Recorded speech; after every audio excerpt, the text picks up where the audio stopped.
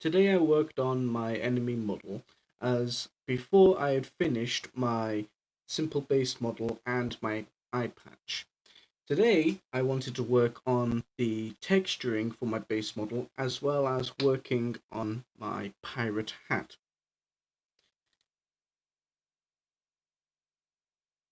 As seen on here, the pirate hat resembles a low poly design, and this is because I still want to keep my art style in a stylized cartoon look instead of a photorealistic design. If I turn on my textures, you will see here that I have also dawned on a cartoon digital art style.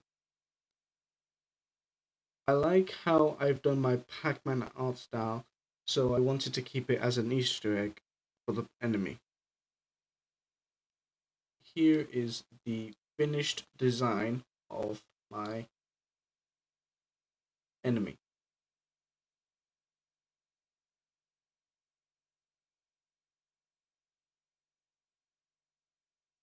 Making the pirate hat was a, a slight challenge to do.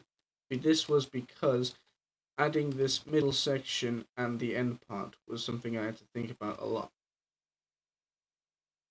I went through different designs as seen by the video in my other page. I show off the different parts of creating the hat. So as if you look at the video in the other page, you will notice that I had to grab this side of the hat and then copy it over and put reverse direction. And then I bridged a gap between the two so that they both connect.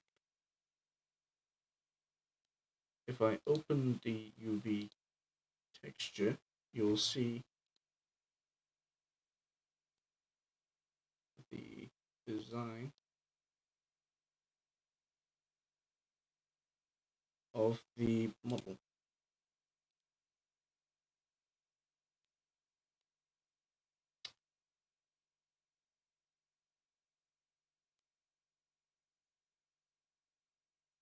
Now that that is done, I will show off the main enemy model.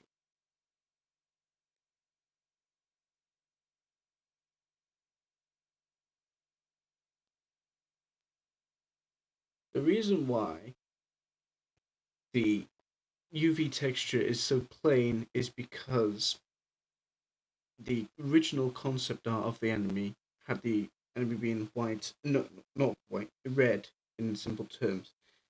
I I went with that, and then after designing that, I decided to just make the entire background red so that I didn't have to deal with constantly painting over the edges of the model. It's unprofessional, and if I were to do it next time, I would do it more brushing over the edges in the color and adding a bit more detail here and there.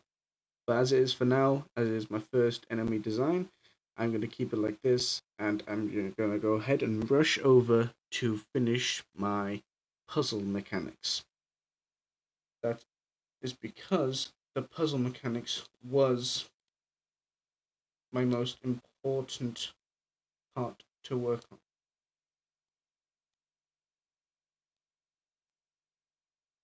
Now that the enemy has been showcased, I will pause and play to reveal the website work that I have worked on. Before I explain what is shown here, I do want to note that what I will be doing next week is I will be working on the skeleton model for my enemy so that he can be animated and be put onto my game. But as it is right now, he does not have a skeleton. Now, on the site, I have been working on finding two famous game designers that I believe deserves to be on this page. I have chosen Forrest Willard as my most recent game developer because he has worked on the Henry Stickmin collection and currently he's been working on Among Us.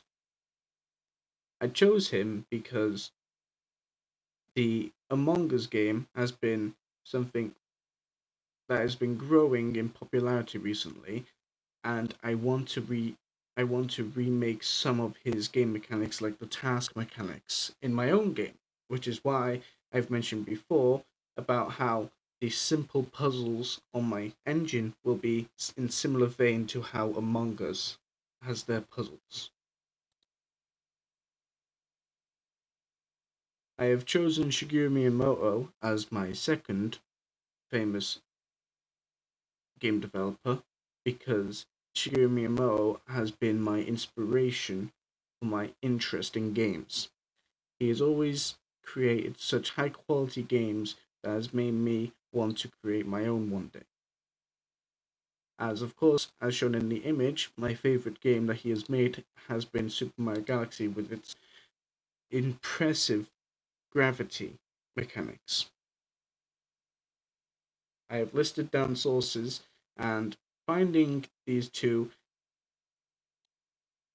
hasn't been a difficult task because I've always wanted to mention about how Shigeru Miyamoto has been inspiring to me, and I have already mentioned my interest in Forrest Willard's work. That is all I have to say for this week, and as next week I will be researching into the skeleton enemy, and I will also be continuing on the model for the enemy to finish him off. I will also try to see if I can work on the puzzle side of things a bit more by adding some extra puzzle models for the actual game to work, because as it is right now, it is just the base model for the engine. That is all.